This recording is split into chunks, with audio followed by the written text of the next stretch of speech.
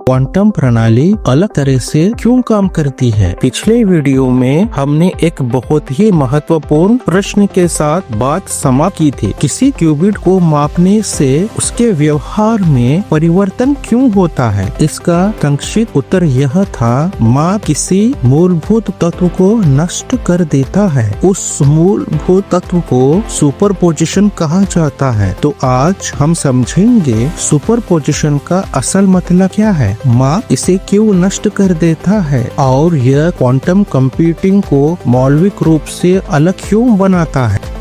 एक क्यूबिट एक ही समय में 0 और 1 दोनों हो सकता है और तुरंत इसे जादू समझ लेते हैं। चलिए इसे स्पष्ट कर लेते हैं। सुपरपोजिशन का अर्थ यह नहीं है आधा 0 और आधा 1, एक साथ 2 उत्तर, समानांतर ब्रह्मांड, एकाधिक कण। यह सभी विचार गलत है। सुपरपोजिशन का संबंध अनेक उत्तरों से नहीं है, इसका संबंध एक क्वांटम अवस्था से है। सुपरपोजिशन का असल मतलब क्या है? सुपरपोजिशन का अर्थ यह है, माप से पहले एक क्यूबिट ऐसी स्थिति में मौजूद होता है जिसमें विशिष्ट संभावनाओं के साथ कई संभावित परिणाम होते हैं। मापन से पहले क्यूबिट 0 नहीं है, क्यूबिट 1 नहीं है, यह संभावनाओं के संयोजन में है।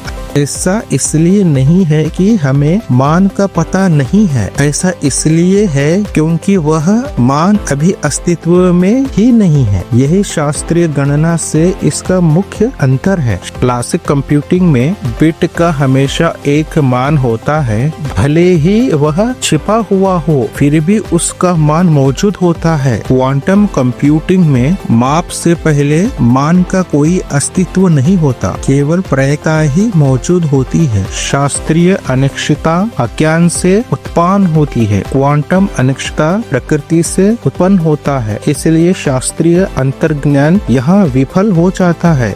अब हम मुख्य प्रश्न का उत्तर दे सकते हैं, मापन से अध्यारोपण क्यों नष्ट हो जाता है? क्योंकि मापन से निश्चितता अनिवार्य हो जाती है। जब आप एक क्यूबिट को मापते हैं, संभावनाएं संकुचित हो जाती है, एक परिणाम चुना जाता है, अध्यारोपण समाप्त हो जाता है। मापन के बाद क्यूबिट क्लासिकल हो जाता है, क्वांटम व्यवहार समाप्त हो जाता है। यह कोई डिजाइन दोष नहीं है, यह क्वांटम यांत्रिकी का एक नियम है। यह एक महत्वपूर्ण नियम की व्याख्या करता है। क्वांटम गणना माप से पहले होती है। क्वांटम एल्गोरिथम अध्यारोपण उत्पन्न करना, संभावनाओं को संशोधित करना, गलत परिणामों को दबाना, सही परिणामों को बढ़ाना, केवल अंत में मापन करना। यदि आप बहुत जल्दी माप लेते हैं, अध्यारोपण नष्ट हो जाता है, गणना विफल हो जाती है। क्वांटम कंप्यूटिंग अवलोकनों के बारे में नहीं है, यह अवस्थाओं को सावधानी पूर्वक नियंत्रित करने के बारे में है। सुपरपोजिशन क्वांटम शक्ति का स्रोत है, लेकिन यह नाजुक भी है। क्यों? क्योंकि सुपरपोजिशन को भिन्न द्वारा नष्ट किया जा सकता है। मापन, शोर, पर्यावरण, सूक्ष्म व्यवधान, क्वांटम अवस्थाओं को प्रत्यक्ष और संरक्षित किया जाना चाहिए। क्वांटम व्यवहार